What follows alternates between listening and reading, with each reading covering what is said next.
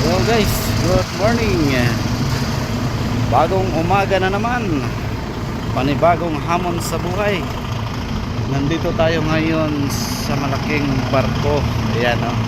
At kung gusto nyong makita ang mga kaganapan dito, pagpatuloy nyo lang ang panunood ng ating video mga guys. Kasi ito na yung napakalaking opportunity. Tandaan nyo ha, opportunity.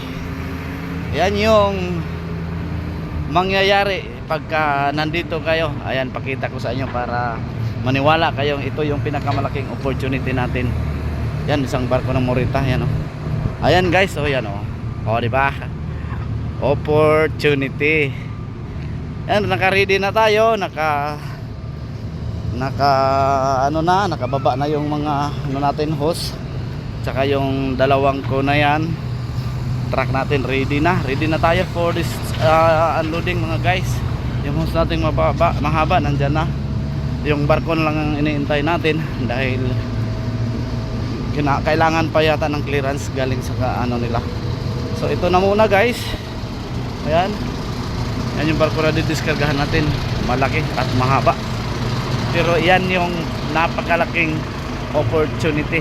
Nandito tayo ngayon sa may Pier 16 Berth 4. Ayan. Nandito na lang muna. Gandang umaga sa inyong lahat.